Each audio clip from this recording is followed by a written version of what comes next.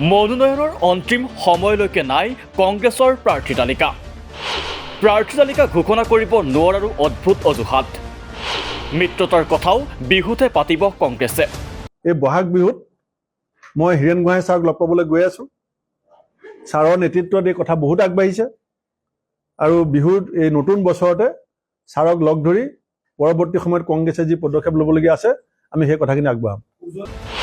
ইফালে বুজাপৰাৰ মাজেৰে মিত্ৰতাৰে নিৰ্বাচনী ৰণক্ষেত্ৰত শাসক পক্ষ। পঞ্চায়ত নিৰ্বাচনৰ দৌৰত শাসক পক্ষৰ পৰা এতিয়াও বহু দূৰত বিৰোধী। বিজেপিৰ পৰা কি শিকিবলগীয়া কথা নিশিকিলে কংগ্ৰেছে? কিয় পঞ্চায়ত নিৰ্বাচনত নহ'ল বিৰোধীৰ মিত্ৰতা?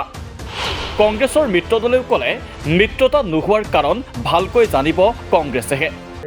কি কাৰণে হৈ নুঠিলটো আমি ক'ব নোৱাৰিম। সেই কথাটো এতিয়া কংগ্ৰেছ দলেহে ক'ব পাৰিব। আমি প্ৰয়াস কৰিছিলোঁ বা এতিয়াও চেষ্টা চলাই আছোঁ বা এতিয়াও নাই হোৱা বুলি কৈ নিদিওঁ।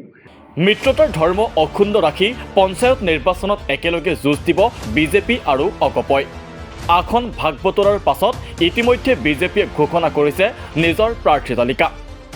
যি সময়ত আসন বুজাপৰা চূড়ান্ত কৰি অগপ বিজেপি পঞ্চায়ত নিৰ্বাচনৰ নিৰ্বাচনী ৰণক্ষেত্ৰত নামি পৰিছে, সেই সময়ত এই মুহূৰ্তলৈকে প্ৰাৰ্থীৰ তালিকাই ঘোষণা কৰিব পৰা নাই কংগ্ৰেছে।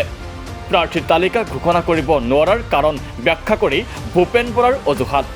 ইতিমধ্যে প্ৰায় ৮০% জিলাত প্ৰাৰ্থী বাছনি প্ৰক্ৰিয়াটো চূড়ান্ত হৈছে। আজিৰ পৰা নমিনেশ্যন আৰম্ভ হৈছে বহুত জিলাত।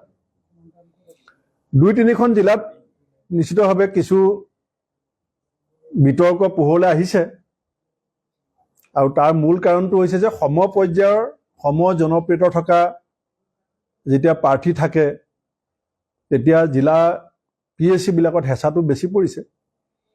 কিছুমান জেগাত ধৰক দুজনে বিচাৰিছে, সোনকালে বুজাবুজি হৈছে। ক'ৰবাত 4জন-5জনে বিচাৰিছে, তাত অলপ বুজাবুজি হওঁতে পলম হৈছে। কিন্তু মই আশাবাদী যে আজি ৰাতিলৈকে কংগ্ৰেছৰ প্ৰায় 95% প্ৰাৰ্থী চূড়ান্ত হ'ব। 11 মাৰ্চত শেষ হ'ব প্ৰথম পৰ্যায়ৰ পঞ্চায়ত নিৰ্বাচনৰ মনোনয়ন দাখিলৰ দিন।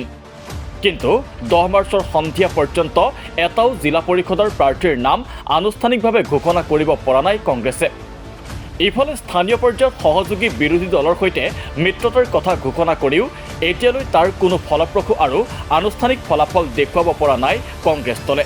সাংবাদিকে মিত্ৰতা সন্দৰ্ভত সোধা প্ৰশ্নত প্ৰদেশ কংগ্ৰেছৰ সভাপতি ভূপেন বৰাৰ মন্তব্য, বিহুত বুদ্ধিজীৱী হীৰেণ গোহাঁইৰ লগত মিত্ৰতাৰ কথা পাতিব কংগ্ৰেছে। মত পাৰ্থক্য ক'ৰবাত থাকিব পাৰে। এটা মতত আমি প্ৰত্যেকটো দল আৰু প্ৰত্যেকজন বিজেপি বিৰোধী নেতা একমত হ'ব লাগিব। সেইটো হৈছে সাম্প্ৰদায়িক বিভাজনৰ ৰাজনীতি আৰু বিজেপিৰ ভ্ৰষ্টাচাৰ দুৰ্নীতিৰ বিৰুদ্ধে আমি আছোঁ নে নাই। যিবিলাক নেতা আৰু যিবিলাক দল সাম্প্ৰদায়িকতাৰ বিৰুদ্ধে আছে, দুৰ্নীতি ভ্ৰষ্টাচাৰৰ বিৰুদ্ধে আছে, লুণ্ঠনৰ বিৰুদ্ধে আছে, তেওঁলোক একত্ৰিত হ'ব। যিবিলাকে দেখুৱাই পেলাই বিৰোধী বুলি কয় ভিতৰুৱাকৈ মিলি থাকে, তেওঁলোক একত্ৰিত হ'ব নোৱাৰে। এইটো স্পষ্ট কথা। কংগ্ৰেছ দলে আন্তৰিকতাৰে কাম কৰি আছে। বিহুত এই বহাগ বিহুত মই হীৰেণ গোহাঁই ছাৰক লগ পাবলৈ গৈ আছোঁ। ছাৰৰ নেতৃত্বত এই কথা বহুত আগবাঢ়িছে আৰু বিহুত এই নতুন বছৰতে ছাৰক লগ ধৰি পৰৱৰ্তী সময়ত কংগ্ৰেছে যি পদক্ষেপ ল'বলগীয়া আছে আমি সেই কথাখিনি আগবঢ়াম। ইফালে পঞ্চায়ত নিৰ্বাচনত মিত্ৰতা সন্দৰ্ভত কংগ্ৰেছৰ স্থিতিক লৈ কোনো কাৰণতেই সুখী নহয় সহযোগী বিৰোধী দল। পঞ্চায়ত নিৰ্বাচনত বিৰোধী এক হ'ব নোৱাৰাৰ কাৰণ সোধাত অজাপ নেতা জগদীশ ভূঞাই ক'লে মিত্ৰতা নোহোৱাৰ কাৰণ ভালকৈ জানিব কংগ্ৰেছেহে। গ্ৰাউণ্ডত আমি বিভিন্ন গাঁৱত ঘূৰি ৰাইজৰ যিটো আৱেগ সেই আৱেগটো অনুভৱ কৰিছোঁ। গতিকে এতিয়া হৈ নুঠিল। তথাপিও এতিয়া কি কাৰণে হৈ নুঠিলটো আমি ক'ব নোৱাৰিম। সেই কথাটো এতিয়া কংগ্ৰেছ দলেহে ক'ব পাৰিব। আমি প্ৰয়াস কৰিছিলোঁ বা এতিয়াও চেষ্টা চলাই আছোঁ বা এতিয়াও নাই হোৱা বুলি কৈ নিদিওঁ। আৰু ঠাই বিশেষে হৈছে কিন্তু যে কিছুমান বিধানসভা সমষ্টিত, কিছুমান বিধানসভা সমষ্টিৰো মাইক্ৰ' লেভেলত, কিছুমান ধৰক পঞ্চায়তত বা ZPC লেভেলত স্থানীয়ভাৱে বিভিন্ন দলৰ বুজাবুজি হৈছে। এতিয়া বিভিন্ন ঠাইত ৰাইজৰ দলৰ আমাৰ বুজাবুজি হৈছে, আমি বুজাবুজি কৰিয়ে খেলিছোঁ।